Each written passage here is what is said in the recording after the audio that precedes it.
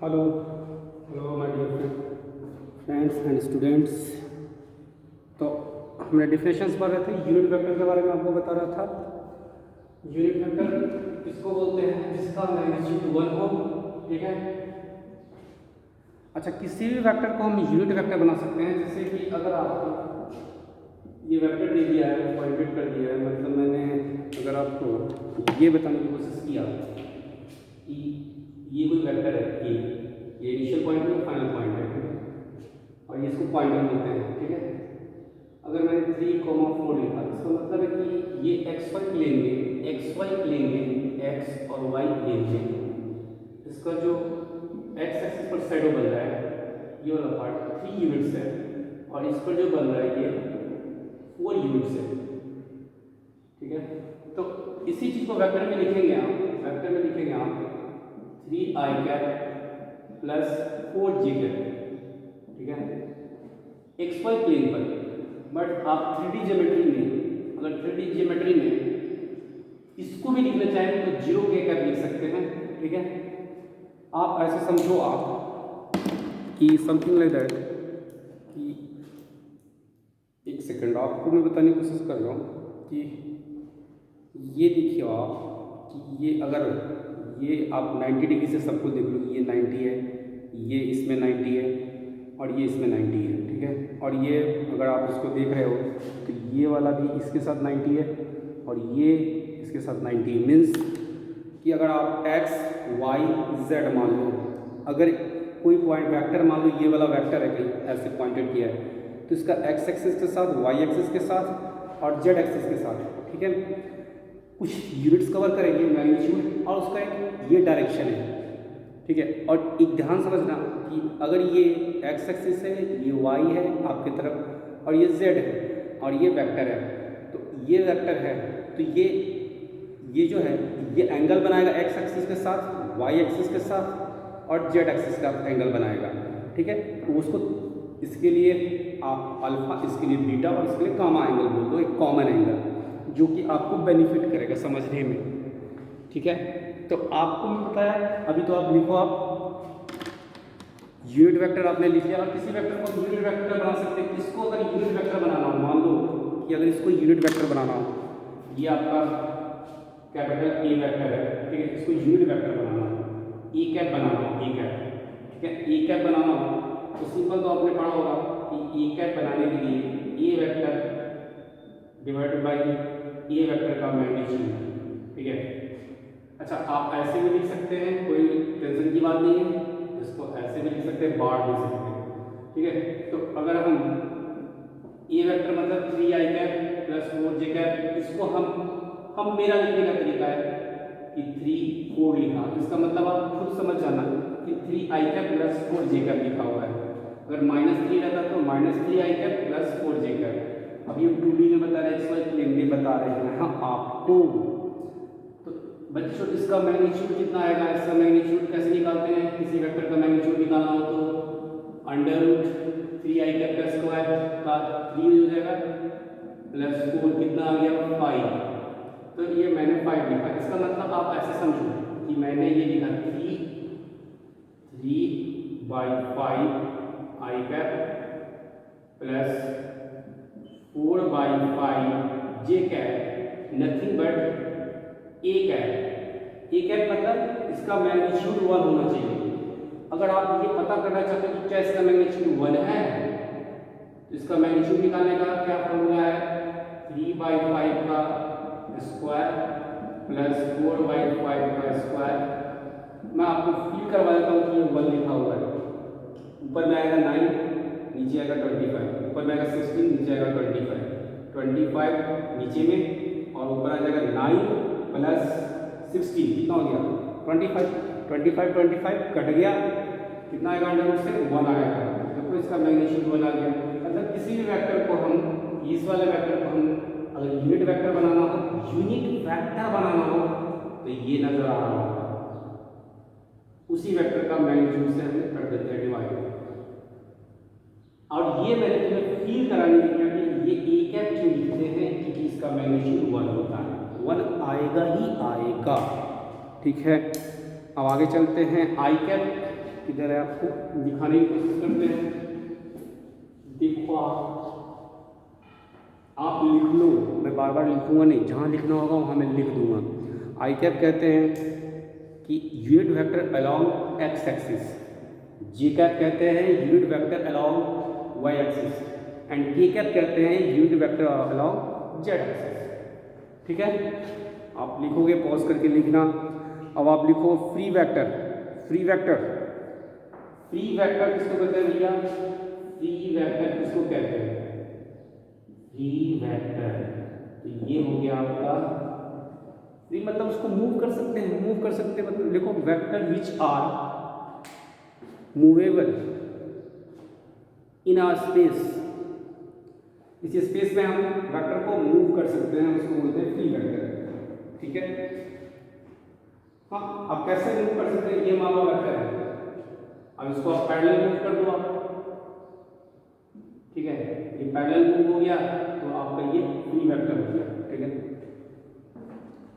But ऐसा मानिए कि हर वेक्टर फ्री वेक्टर ही होता है, ऐसा नहीं कहेंगे हम।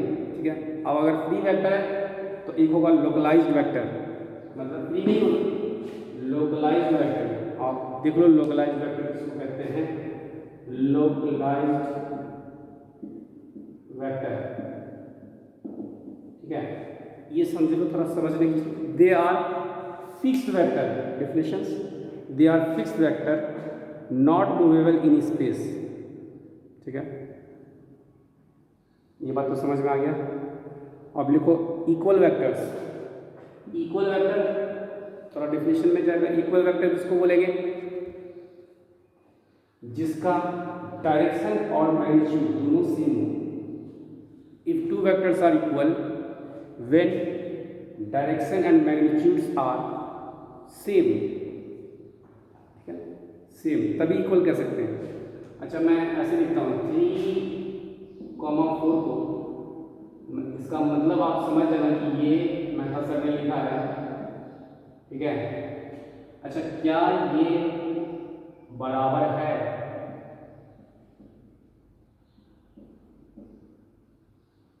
मैग्नीट्यूड तो सेम आएगा, बट डायरेक्शंस ये 3 आई है, यहाँ 4 आई है, ये बराबर नहीं है। ठीक है,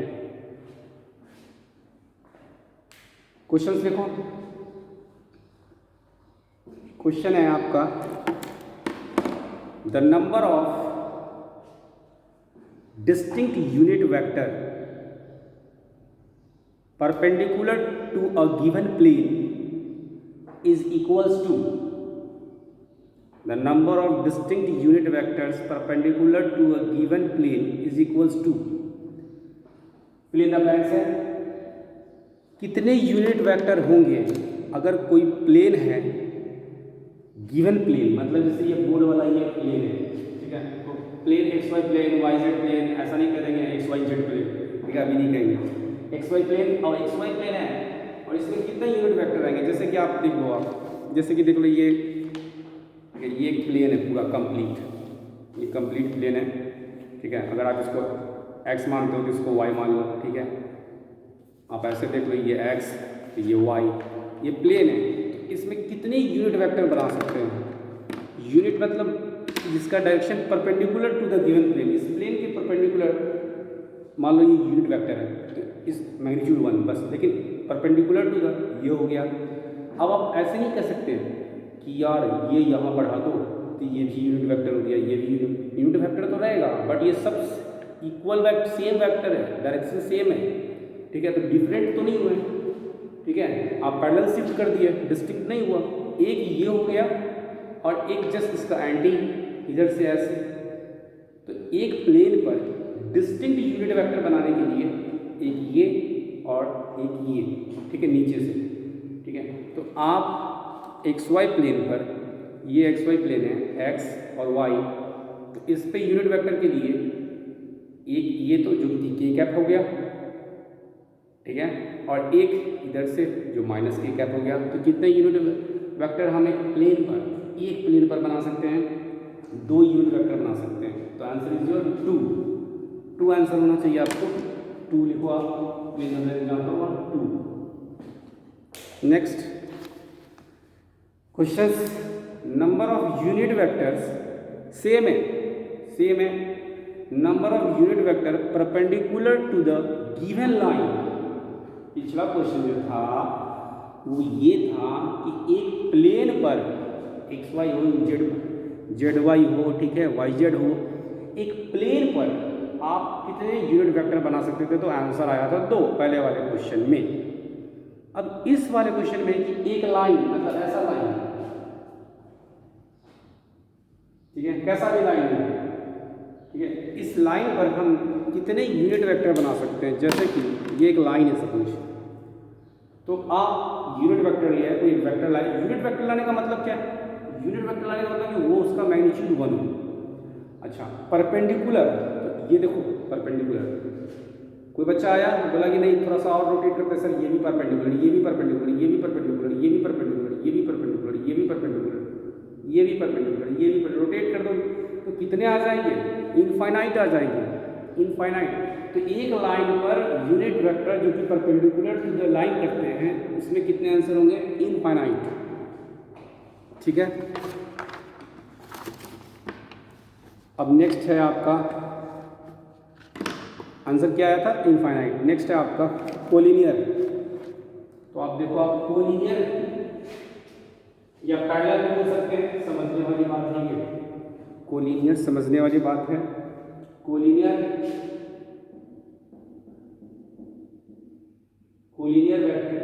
वेक्टर्स या पैरेलल वेक्टर्स, ध्यान से समझना। कोलिनियर वेक्टर्स, आप इसका डिफिनेशंस लिखना चाहो तो डिफिनेशंस लिख लो आप। 2 vectors are said to be collinear if their directed line segment are parallel. Directed line segment are parallel मतलब जैसे कि ये है आपका ए वेक्टर, ठीक है, एक बी वेक्टर है समथिंग बी इसी सेम डायरेक्शन में। जैसे कि कोई a vector is equals to k times, k is your constant scalar quantity, b vector इस, अगर जहां जहां आपने ये देखा कि एक कोई वेक्टर है और दूसरे वेक्टर के समटाइम्स वो समटाइम्स पॉजिटिव हो या नेगेटिव हो। अगर पॉजिटिव है, देखो इस पैरेलल शिफ्ट किया, और समटाइम्स, ठीक है, के टाइम्स कह सकते हैं आप कि इसके बराबर आ जाए, ये वाला आ जाए कंडीशन, तो उसको कहेंगे पैरेलल वेक्टर। इसका जस्ट उल्टा समझने की कोशिश करो कि अगर ये बराबर नहीं है, तो वो कोलिनियर वेक्टर नहीं होगा। Means a vector not is equal to k times of B vector, ये हो गया नॉन कोलिनियर, और ये हो गया कंडीशन फॉर कोलिनियर। अब इसमें समझने वाली बात ये है कि अगर के पॉजिटिव है तो उसी डायरेक्शन में जाएगा। जैसे मैंने ये ए वेक्टर दिया, ठीक है, तो यहाँ अगर ये इनिशियल पॉइंट है, तो अगर के 2 दिया, A vector sir twice of B vector, तो कुछ ऐसा हो सकता है, दिखने में ऐसा लगेगा। और अगर ए के दे दिया -2, मतलब के नेगेटिव दे दिया बी वेक्टर, तो आपको ये ऐसा दिखने से लगेगा, ठीक है। ये बी वेक्टर था, तो इसका -बी वेक्टर, ठीक है। यहाँ अगर 1 दिया है, 1 देते हैं तो 1 ही दे दो, आप समझ लीजिए, आप 1 दे दो, 1 ठीक है। तो अगर पॉजिटिव रहा, एक टाइम्स बढ़ गया, यहाँ तो इक्वल हो जाएगा, ये डबल हो जाएगा, इक्वल नहीं होगा, ठीक है, इक्वल नहीं करेंगे, ये 2 टाइम्स बड़ा हो गया, यहाँ 2 टाइम्स, ठीक है। हमने इसी की कंपैरिजन कराने की कोशिश की है, ठीक है।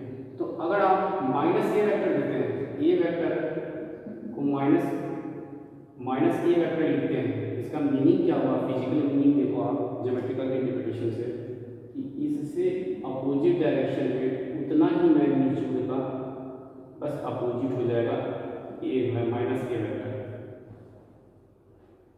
ठीक है। ये बहुत इंपॉर्टेंट बात है। अच्छा, क्वेश्चंस देखो आप, क्वेश्चंस है ध्यान से सुनना, ध्यान से सुनना। लिखो, if a vector capital A vector, ये बार नोटेशन है मतलब वेक्टर का, एंड सी वेक्टर, अभी ऐसे दो है या नहीं दो चलेगा, इससे कोई फर्क नहीं पड़ता। If a and b vector are non collinear vector and non zero vector, and जो आपका दिया हुआ है लैम्डा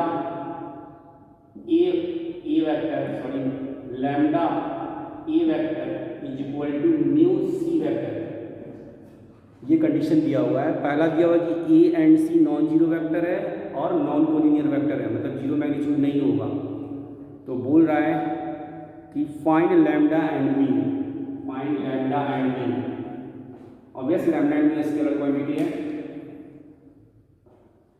अगर आप मान लो यहाँ 2 दे दो, यहाँ 3 दे दो, सपोज दैट, या -2 दे दो या 3 दे दो, -3 कुछ भी दे दो, तो some constant of vector is equals to some another constant of vector, अब इक्वल टू आ गया तो कंडीशन किसकी हो गई? कोलिनियर की हो गई। तो क्या होना चाहिए?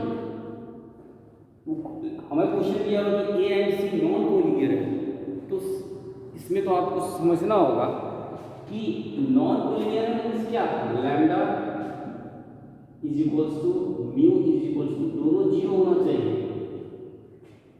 अच्छा, ये नहीं तो अगर ये जीरो नहीं है, इसको तुम 2 दे दो, इसको 3 दे दो या 4 दे दो या 2 दे दो, तो some A vector is equal to another some constant of C vector, और जैसे ही ये इक्वल आ गया तो ये दिक्कत हो गया। अगर आप मान लो कि ये जीरो नहीं है, ये भी जीरो नहीं है, तो आप ऐसा करोगे, डिवाइड कर दो लैम्डा से।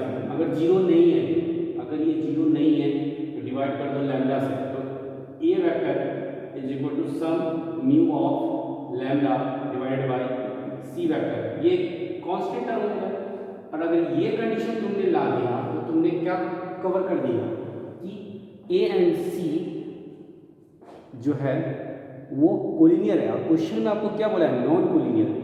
तो इसको होने के लिए, ये नॉट इक्वल टू होने के लिए लैम्डा और म्यू को क्या होना पड़ेगा? जीरो होना पड़ेगा। ठीक है, नेक्स्ट क्वेश्चन एक और लिखो। डाटा बिल्कुल सेम है, क्वेश्चन वही है, डाटा सेम है, और इसमें लिखने की समझने की कोशिश करो कि if, next question, if a vector and c vector are non collinear and non zero vector and x a vector plus y b vector is equal to 2a vector plus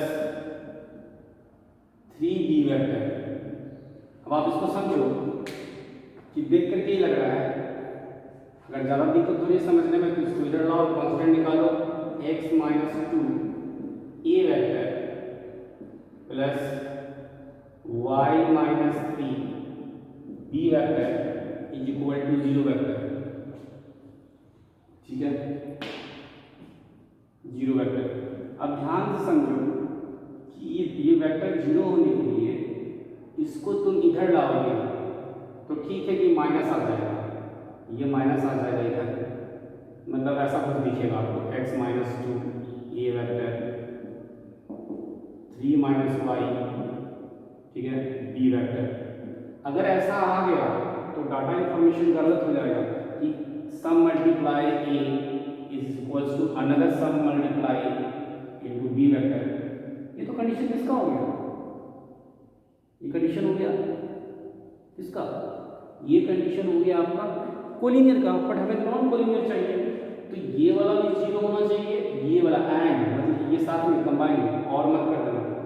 तो इस केस में x is equal to 2 और इस case में y is equal to 3, साथ में simultaneously होगा।